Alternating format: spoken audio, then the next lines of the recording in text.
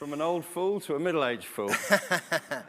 Well, thank you very much, Tom, and good morning, everybody. And I'm actually not going to argue in favour of betting the ranch on Bitcoin.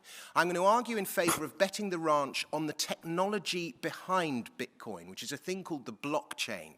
And what the blockchain is an ingenious new system of record keeping. It's a system of keeping record like no other, that like no other system has ever existed before. And I wanted to describe to you the importance of record keeping.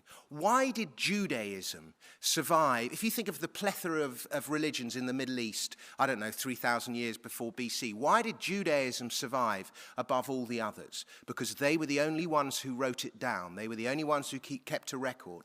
Why did Christianity surpass all the other pagan religions in Northern Europe? The same thing applies. The pagan religions only kept an oral record.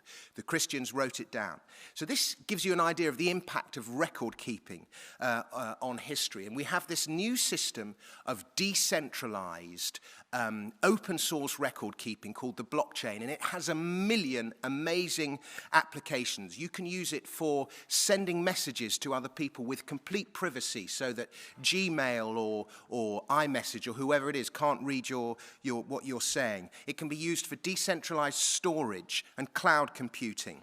It is an ingenious new way of proving ownership, and not only proving ownership but trading ownership. So people are going to be using this technology. The Nasdaq's already looking at it to trade the ownership of financial assets, but not only financial assets. You can record who owns what land. The Isle of Man's looking at putting its land registry on a blockchain. You can use it to trade the ownership, I don't know, of your music and film libraries.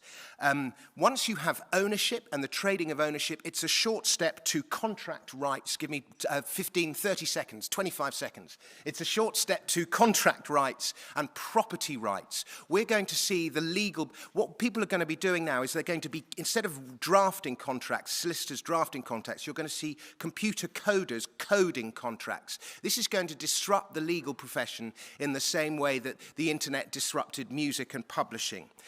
It is a new way of proving authenticity and certification. Designer goods are going to be proved that this is an authentic Louis Vuitton bag because it's stamped in the blockchain. From the authentication of goods, you have the authentication of you. 10 more seconds. You can prove your identity. Instead of using usernames and passwords, we're going to be using blockchain tech to prove who we are on the internet. From there, from our identity, we're going to have our reputations kept on the internet. In the same way we think of the importance of a TripAdvisor rating or an eBay rating, well, now your rating can be stored on the blockchain. That has a use in medical records, CVs, 1,000,001 applications. Finally, it's going to be used in voting, ladies and gentlemen. We can now vote using blockchain technology for a fraction of the price and 10 times more the security than current voting systems. We will soon be using blockchain technology to vote, and this is going to usher in an era of direct democracy, ladies and gentlemen. The revolution will not be televised. It will be cryptographically time-stamped on the blockchain. Thank you.